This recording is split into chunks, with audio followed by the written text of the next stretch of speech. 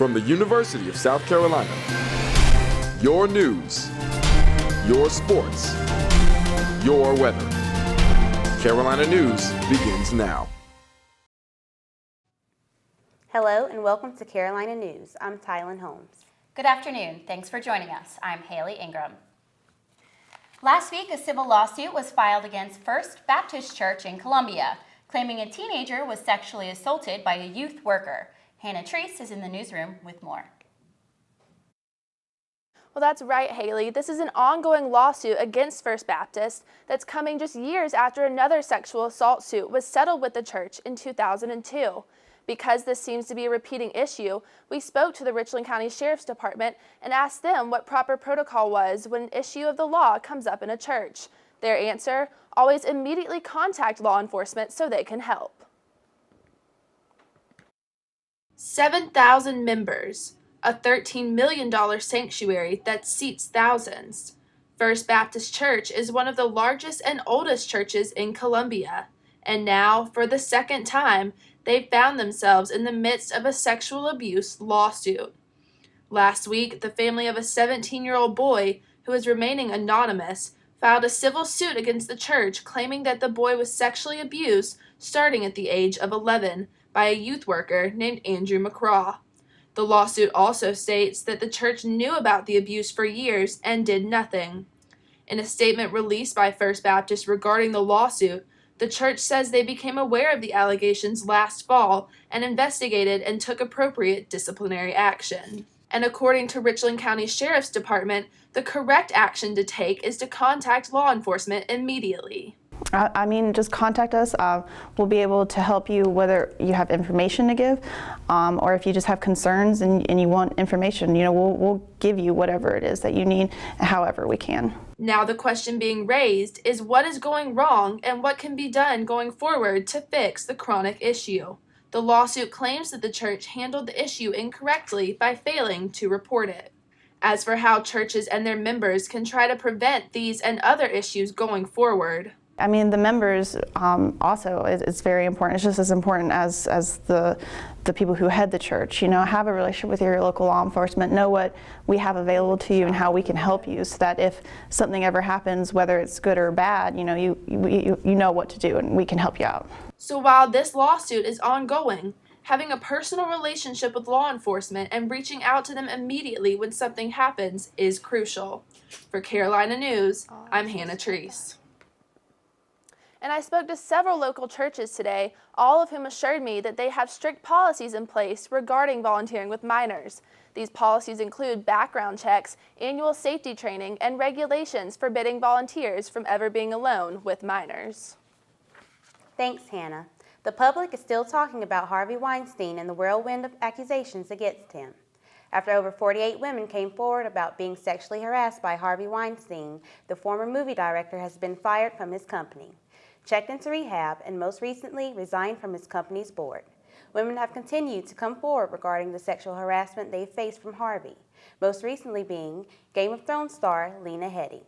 Headey took to Twitter to describe Weinstein's harassment in a screenshotted note. She recalled Harvey saying, "Don't tell anyone about this, not your manager, not your agent." Headey said after she got in her car and cried, with more and more victims coming forth, the public conversation regarding sexual harassment is everywhere. Former Fox News anchor Gretchen Carlson spoke out on CNN yesterday about Weinstein after releasing her new book on sexual harassment. Carlson said she did not believe board directors and Harvey's brother were unaware of the sexual assault and that it was a cover-up. Carlson also demanded a reform in the attitude of corporate America. This is what we need to change within corporate America. We need to go from covering up to encouraging the people to speak up, 180 degrees in the total different direction. Weinstein has since checked himself into rehab for sex addiction and said he is not doing good. A former Clemson baseball player has died from injuries sustained in an ATV accident. Last Thursday, Blake Holliday was riding his ATV when he veered off of the road and into a ditch. According to Anderson County Coroner Don McCown, he was taken to the hospital where he stayed until he passed away yesterday afternoon. The cause of death was blunt force trauma to the head. Holliday was no longer part of Clemson's baseball team. He had transferred last season. No further details on the collision have been released. A man in connection with the shooting in the Vista last month has been indicted. Malik Castile was indicted yesterday afternoon on federal gun charges. The Newberry native is being charged for a felon possession of a firearm after a shooting in Columbia last month outside of a popular nightclub.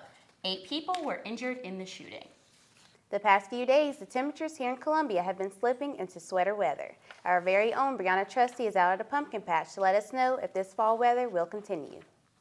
Thanks, guys. As you probably noticed on your way in this morning, the chilly weather trend that we've been seeing so far this week is still going strong. It's about 57 degrees right now with a 61% humidity. There is 0 chance of rain from now through the weekend, but some southwest winds come Monday might affect this weather. I'll tell you more in my forecast.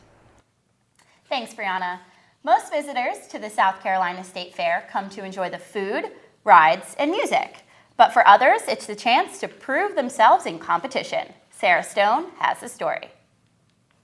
Shaina Byerly's love for cows started at a young age. Her father trained horses, and she was meant to follow in his footsteps. But it was at a horse show when Shaina was 8 years old that she saw a cow show and a new path for herself. That's where I sat for 3 days straight watching the cow show. And when I got done doing that, I went back and I said, "Daddy, I want to show cows." He said, "No, you don't." I said, "Yes, Daddy, I want to show cows." And after a year of convincing, her father agreed, and she entered her first cow show at the South Carolina State Fair. I thought it was the best thing in the world. Byerly drives 2 hours from Greenwood, and even before she reaches the show, she's been prepping, monitoring her cows, feeding, and keeping them clean and cool. During competition, Byerly and her cows are judged on a variety of factors, from the weight of the animals to their appearance and how well she manages the cows. The key is to stay calm. You don't get mad and just kind of quit. You keep going. Throughout her time showing and preparing, she's come to appreciate the bond she's made with other competitors, who she calls her cow show family. It doesn't matter if I've seen them all year or this is the first time I've seen them in a year.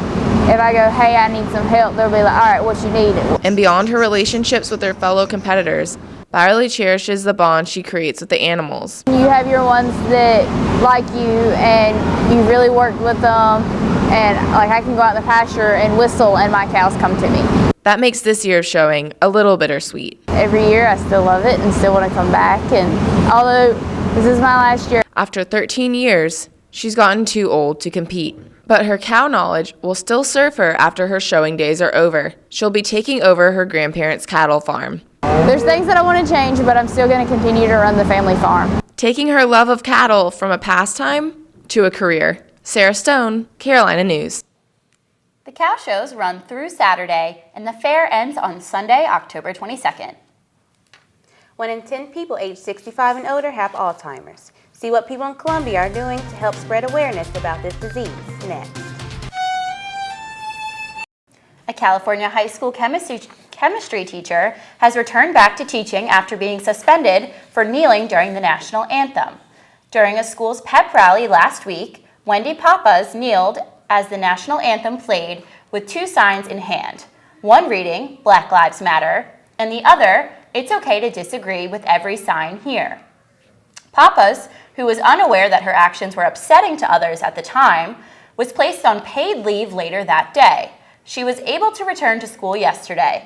The school district emailed parents stating that teachers only have certain First Amendment rights, and those are limited by the Education Code and case law. Personal, political, and religious beliefs should not be discussed in school or in the classroom. A man has been arrested for arson in the Maxwell Park in Sonoma, California. The Sonoma County Sheriff's Office made the arrest on Sunday. There is a story going around that the suspect is the arsonist for the wildfires that have been burning for over a week. Sheriff Rob Giordano says that is not true. There's no indication he is related to these fires at all. CAL FIRE is doing an investigation into how these fires started. We don't even know if it's arsenic. As the Sheriff's Office continues the investigation, firefighters continue to battle the fires that have destroyed nearly 6,000 homes. So Brianna, I have to say I'm pretty jealous that you got a chance to go out to the pumpkin patch. I really want to go, so can you tell me what the weather's going to be like? Yeah, definitely. It was amazing out there. So beautiful, so clear. I loved it.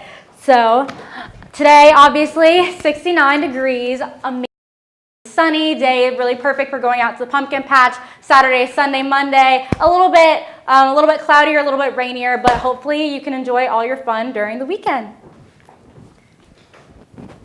It looks like I'll have a chance to go this weekend, which is good. You should.